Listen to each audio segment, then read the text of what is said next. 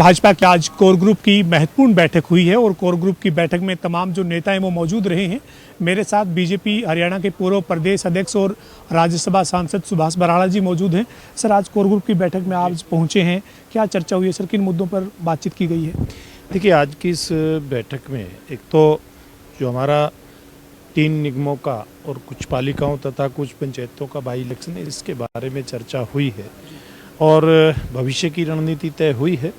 और उसमें प्रदेश अध्यक्ष अलग अलग प्रकार की समितियां बना करके किस प्रकार से चुनाव में लड़ना, किन मुद्दों के ऊपर जाना और जो उम्मीदवारों का जो सिलेक्शन है उसके बारे में भी चर्चा हो करके और एक इस प्रकार की रणनीति बनी है कि बहुत जल्दी उनको फाइनल करने का काम भारतीय जनता पार्टी का प्रदेश नेतृत्व करेगा। और इसके अलावा जो नारी शक्ति वंदन अधिनियम 2023 में जो पास हुआ था उसको अब लागू करने का समय आ गया है। 16, 17, 18 को देश की पार्लियामेंट में नरेंद्र मोदी जी के नेतृत्व में जिस प्रकार से इसके ऊपर आगे बढ़ा जाएगा, इसको किस प्रकार से लागू करेंगे, सारी चर्चा इसमें आएगी। तो हमारे महिला मोर्चा को और अन्य वरिष्ठ नेता जो हैं हमारे महिला मोर्चा की, उनको एक ये जिम्मेवारी दी गई है कि प्रधानमंत्री जी का अभिनंदन किस प्रकार से करें इस अधिनियम को लागू करने के लिए।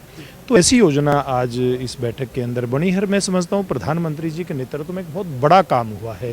देश की आधी आबादी किस प्रकार से उसको ज़्यादा प्रतिनिधित्व चुनावी व्यवस्था के अंदर मिले, इस लोकतांत्रिक व्यवस्था में कैसे अपनी भूमिका वो और ज़्यादा महत्वपूर्ण तरीके से निभाए, इस बात के बारे में जो फैसला लिया गया है इसको नीचे तक लेकर के जाना, ये आज महिला मोर्चा के जुम्मे इस प्रकार की जिम्मेदारियां दी गई है। विपक्ष उठा रहा है टाइमिंग को लेकर, नारी शक्ति वंदन अधिनियम की टाइमिंग पर सवाल उठा रहा है, कह रहे चुनाव का फायदा लेना चाहती है बीजेपी। देखिए, अब 29 का चुनाव आएगा, डिलिमिटेशन का काम भी अब शुरू होना है।